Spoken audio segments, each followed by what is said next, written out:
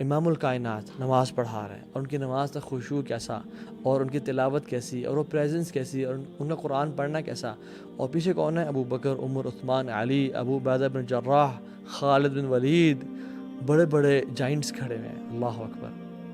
نماز پڑھا رہے ہیں، ایک بچے کے رونے کی آواز آتی ہے، آپ صلی اللہ علیہ وسلم اپنی تلاوت کرنا بند کرتے ہیں، رکوع میں چلے جاتے ہیں، نماز کو شارٹ کرتے ہیں. کیوں؟ not because the kid was disturbing him in the salah. no. ہم تو کیوں کرتے ہیں کہ یار بچے کیوں تنگ کر رہے تھے مجھے، دیکھو میں نے نماز میں خراب کر دی ہے، میں نے نماز چھوڑی کر دی. نہیں، بیکاز ماں کا دل برا نہ ہو، because the mother doesn't feel anxious about the kid. اللہ اکبر. اللہ سبحانہ وتعالیٰ favors the heart of the mother and so does Muhammad صلی اللہ علیہ وسلم. And this is the tradition we have as Muslims. موسیٰ علیہ السلام کو جب پیدا ہوئے ان کی ماں نے ان کو دریا میں بہا دیا، ٹھیک ہے، نیل میں، اور ان کی بیٹی کو بولا کہ جو کہ فالو کرو. فالو کیا انہوں نے، دیکھا فرعون کی بیوی آسیہ علیہ السلام، انہوں نے اٹھا لیا ان کو، اور پھر تمام عورتوں کو، دعائیہ کو بلایا گیا کہ ان کو دودھ پلایا جائے.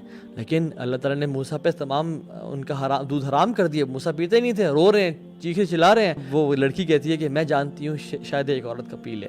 تو وہ عورت کو بلایا اور اپنے بیٹے کو، یعنی انہیں موسیٰ علیہ السلام کو دودھ پلایا. اللہ تعالیٰ کہتے ہیں سب ہم نے کیوں کیا، پلان اینڈ پلاٹ کیوں کیا؟ لِكَيْ لَا تَحْزَنْ. موسیٰ کی ماں کو دکھ نہ ہو کہ میرا بیٹا پتہ نہیں کدھر ہے، کن ہاتھوں میں، کیا حالت ہو رہی ہے. لِكَيْ لَا تَحْزَنْ. اللہ تعالیٰ کو برداشت نہیں ہے کہ کوئی ماں دکھی ہو اپنے اولاد کے بارے میں. ایک بندے نے مرڈر کر دیا، نکل کے بھاگ کے آیا مدینہ عبداللہ بن عباس کے پاس کہ مجھ سے قتل ہو گیا، میں کیا کروں؟ توبہ تو کی ہے لیکن مجھ سے یہ جا نہیں رہا گناہ، کیا کروں؟ مجھے گلٹ کھا رہا ہے. فرمایا کہ تمہاری ماں زندہ ہے؟ کہا کہ نہیں.